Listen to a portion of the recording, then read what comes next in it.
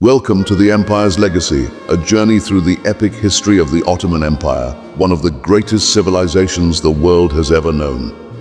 But this story, it doesn't begin with towering palaces or mighty armies or the conquest of empires.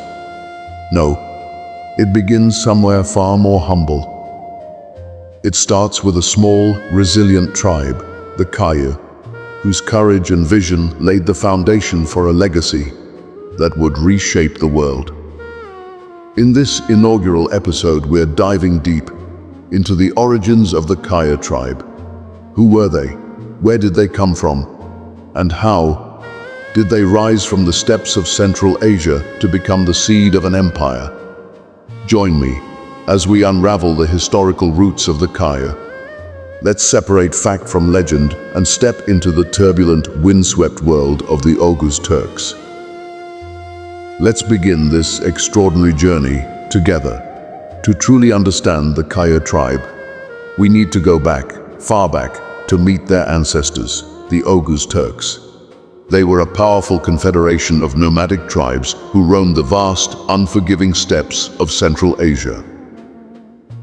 From the 8th century onward, these skilled horsemen and archers dominated the grasslands, living a life shaped by the rhythms of nature and the relentless demands of survival.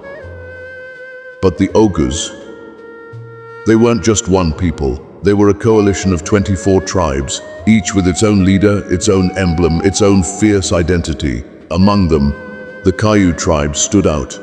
They were known for their strength, their ambition, and their unmistakable emblem, 2 arrows crossed over a bow, a symbol of martial prowess, of readiness, of purpose. But who exactly were the Oghuz, and how did the Kayu rise to become a distinct and powerful force among them? Let's take a breath and step into the open, endless plains of Central Asia, a land of wind, of horses, of stories carried on the breeze. The Oghuz Turks traced their roots back to ancient Turkic peoples from the icy frontiers of Mongolia and Siberia, a world where nomadic life wasn't just survival, it was an art, a way of being. By the 8th century, the Oghuz had settled in the lands between the Aral Sea and the Caspian Sea. They herded cattle, sheep, horses, always moving, always adapting. Their homes, portable tents called yurts, carried with them as they followed the seasons to greener pastures. But don't mistake them for simple wanderers. The Oghuz were poets. They were storytellers. They were the keepers of a powerful oral tradition that celebrated courage, loyalty, and the deep bonds of community.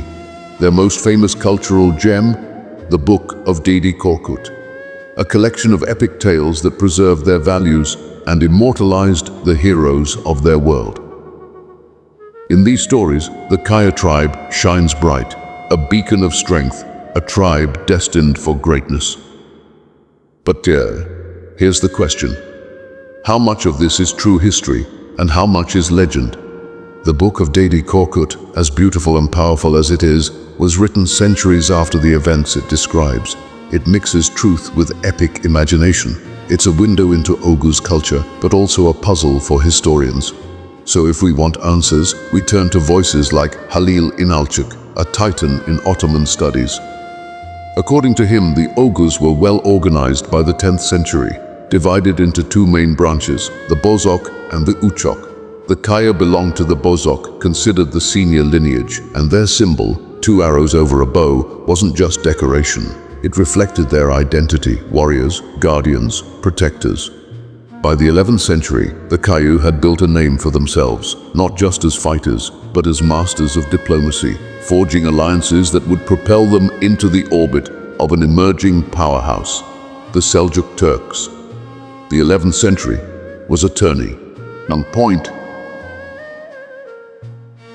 The Seljuk Turks, another branch of the Turkic world, were sweeping across the Islamic realm, Persia, Iraq, parts of the Middle East, all falling under their banners. Led by figures like Tugril Beg, they built the Great Seljuk Empire, a realm that stretched from Central Asia to the Mediterranean. The Oghuz, including the Kayu, became vital allies.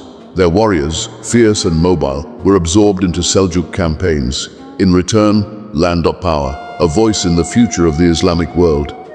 But for the Kayu, this was only the beginning. Their true destiny lay further west, in the rugged, unpredictable frontier of Anatolia, and the road to Anatolia was forged in fire. Because now, we must face the storm that changed everything, the Mongol invasions. In the early 13th century, a storm erupted across the world. The Mongols, led by Genghis Khan, unleashed a wave of devastation. Cities fell, empires collapsed, millions perished. No one was safe, not even the mighty Oghuz. The Khwarezmian Empire, once a bastion of Turkic strength, was obliterated by 1221. And the Kayyu? They had a choice: fight and be crushed, or flee and survive. They chose survival. They migrated westward, first to Khorasan, then onward to Anatolia. This wasn't just a retreat, it was a journey of reinvention. A march toward the unknown, toward a future waiting to be written. Anatolia, to the Turks, it was known as the land of Rum, a land of opportunity, a land of conflict, a land caught between empires. The Seljuk Sultanate of Rum, a splinter of the larger Seljuk Empire, ruled from Konya. They had taken Anatolia from the Byzantines after the legendary Battle of Manzikert in 1071. But their control? Precarious. Raids, rebellions, power struggles. It was a land forever on edge. Into this chaos came the Kayyu tribe, likely in the early 13th century, seeking a home.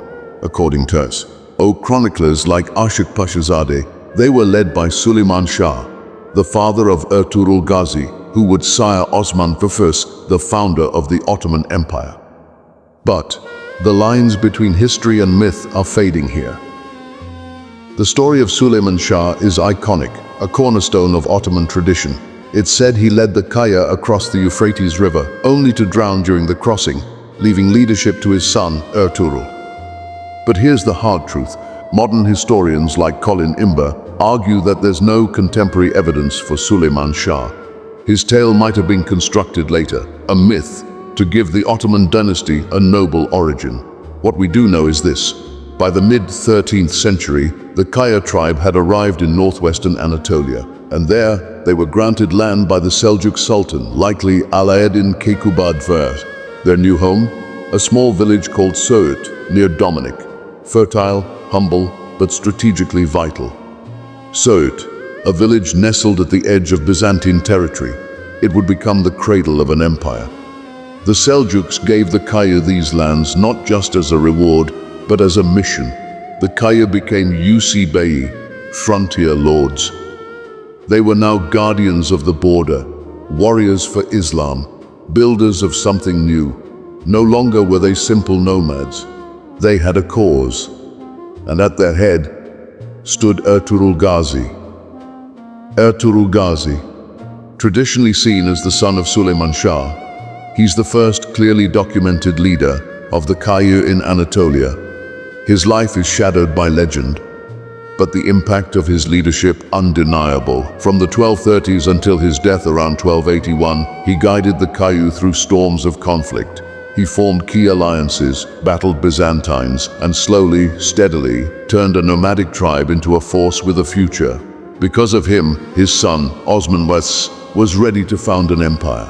But before we dive into Osman's legacy, we must first walk through the world Ertuğrul entered, a world where empires collided and fates were forged.